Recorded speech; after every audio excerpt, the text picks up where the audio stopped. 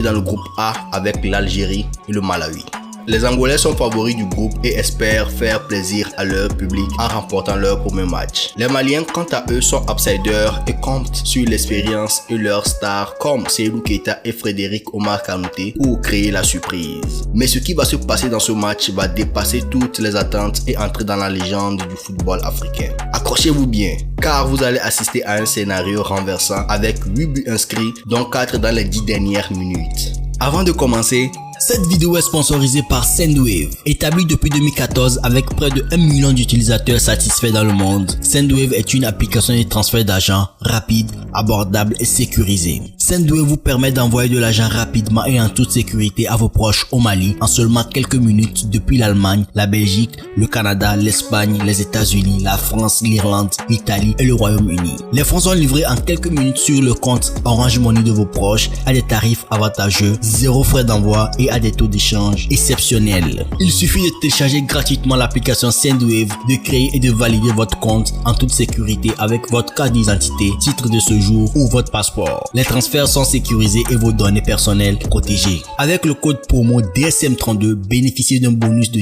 10 € sur votre premier transfert. Envoyez de l'argent à vos proches au Mali facilement, sans tracas et en toute sécurité. Téléchargez dès maintenant l'application via le lien en description de cette vidéo. Voici les compositions des deux équipes. Du côté angolais, nous avons Carlos Fernandez dans les buts, Gilberto, Zuela, Kali, Marquez et Mabina en défense, Chara, Dédé et Stelvino au milieu de terrain, Flavio et Manucho en pointe de l'attaque.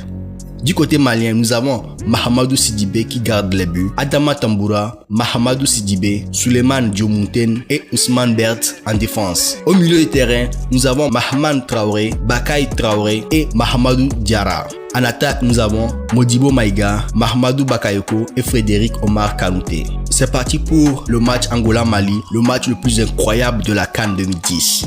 Le match commence sur les chapeaux de roue pour les Angolais. La première mi-temps est à sens unique. L'Angola domine largement les débats et se crée plusieurs occasions. À la 36e minute, Flavio ouvre le score d'une tête plongeante sur un centre de Gilberto.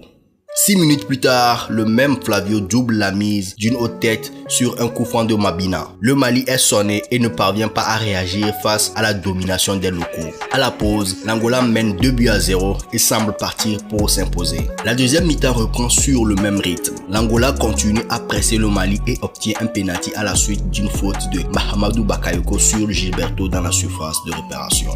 Gilberto se charge et le transforme et porte le score à 3-0 à la 67e minute. 4 minutes plus tard, Manucho enfonce le clou en transformant le deuxième pénalty du match. L'Angola mène alors 4-0 et fait exploser de joie ses supporters. Le match semble plié et personne ne croit à un retour du Mali. Mais c'est sans compter sur la fierté et la détermination des aigles du Mali qui vont réaliser une remontée historique dans les 20 dernières minutes du match.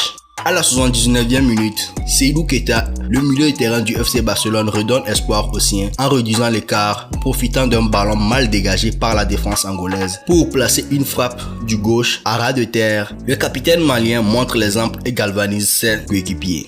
À la 88e minute, Frédéric Kanouté marque le deuxième but malien d'une tête décroisée imparable sur un centre parfait d'Adama Tamboura depuis le côté gauche. Il reste alors 2 minutes dans le temps réglementaire. L'espoir revient dans le camp malien qui s'est rué à l'attaque pour arracher l'égalisation.